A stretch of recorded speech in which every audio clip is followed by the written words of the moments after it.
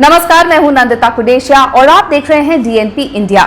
पंजाब के बाद अब राजस्थान कांग्रेस में सुलह की कवायद तेज हो गई है। यहां पर ऑपरेशन पायलट की तैयारी हो रही है। मुख्यमंत्री अशोक गहलोत और डिप्टी सीएम सचिन पायलट के बीच टकराव लगातार जारी है। खबरें मिल रही हैं कि दोनों के बीच की दूरी को पाटने के लिए अगले हफ्ते राज्य में कैबिनेट का विस्तार संभव है। राजस्थान में कैबिनेट विस्तार को लेकर 25 जुलाई को कांग्रेस विधायक दल की एक बैठक हुई। बैठक के बाद राजस्थान एआईसीसी के प्रभारी अजय माकन ने कहा कि मंत्रिमंडल विस्तार और राजनीतिक नियुक्तियों को लेकर जो भी फैसला आलाकमान करेगा उसे वो स्वीकार करेंगे। बैठक में पायलट ग्रुप के जो नेता थे उन्होंने जमकर नारेबाजी की और सचिन पायलट को मुख्यमंत्री बनाए जाने की मांग की। राजस्थान में तेज हुई सियासी हलचल के बीच कांग्रेस महासचिव केसी वेणुगोपाल और अजय माकन 24 जुलाई शनिवार को राजस्थान पहुंचे। वेणुगोपाल और माकन ने देर रात राजस्थान के मुख्यमंत्री अशोक गहलोत के साथ उनके आवास पर कैबिनेट फेरबदल और राजनीतिक नियुक्तियों के मुद्दों पर चर्चा की। सचिन पायलट ने 18 विधायकों के साथ पिछले साल मुख्यमंत्री अशोक गहलोत के खिलाफ मोर्चा खोल दिया था। राजस्थान मंत्रिमंडल में मौजूदा हिसाब से गहलोत सरकार में 9 और मंत्री बनाए जा सकते हैं। 200 सदस्यीय विधानसभा के 15% के हिसाब से 30 मंत्री बनाए जा सकते हैं।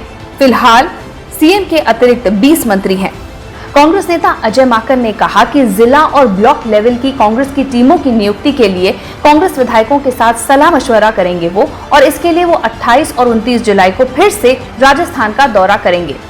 ये विवाद तो वैसे पिछले साल से चल रहा है, लेकिन अब तूल इसलिए पकड़ रहा है क्योंकि सचिन पायलट गुट की मांगों को अब तक माना नहीं गया है। इस बात का भी विरोध हो रहा है कि मुख्यमंत्री अशोक गहलोत ने अकेले अपने पास 35 मंत्रालय संभाल रखे हैं। राजस्थान में सियासी संग्राम खत्म करने के लिए कांग्रेस की अंतरिम अध्यक्ष सोनिया गांधी ने एक सुलह कमेटी बनाई थी, जिसकी की रिपोर्ट सामने आई है। रिपोर्ट में मुख्यमंत्री अशोक गहलोत के कामकाज, जनता और कार्यकर्ताओं से उनका जुड़ाव को बेहतर बताया गया है, लेकिन साथ ही पूर्व उप मुख्यमंत्री सचिन पायलट को पार्टी के लिए एक एसेट बताया। पिछले दिनों सौंपी गई इस रिपोर्ट में लिखा गया है कि सचिन पायलट को संगठन में महत्व देने में पार्टी जितना विलंब करेगी उतना ही पार्टी को नुकसान होगा। रिपोर्ट में पायलट की मांगों के अनुसार 4 से 5 विधायकों को मंत्री बनाने और राजनीतिक नियुक्तियों में महत्व देने की बात कही गई है। राजस्थान में पायलट की बगावत के बाद उनकी वापसी प्रियंका गांधी वाड्रा ने कराई थी।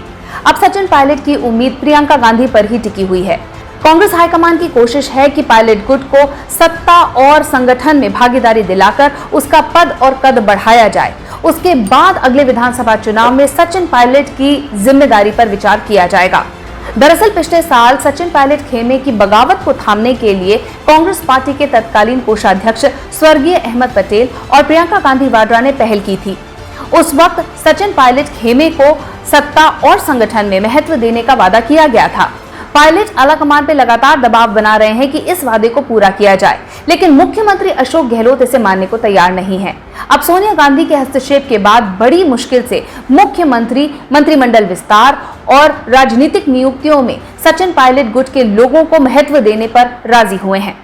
पिछले दिनों अजय माकन ने एक ट्वीट को रिट्वीट किया था, जिसमें लिखा था, किसी भी राज्य में कोई भी क्षत्रप अपने दम पर नहीं जीतता। गांधी नेहरू परिवार के नाम पर ही गरीब, कमजोर वर्ग और आम आदमी का वोट मिलता है। मगर चाहे वो अमरिंदर सिंह हो या अशोक गहलोत या फिर पहले शीला दीक्षित या कोई और मुख्यमंत्री बनते ही ये समझ लेते हैं कि उनकी वजह से ही पार्टी जीती है। इस ट्वीट के बाद कांग्रेस में ये चर्चा शुरू हुई कि क्या गांधी परिवार और आला कमान अशोक गहलोत से नाराज हैं।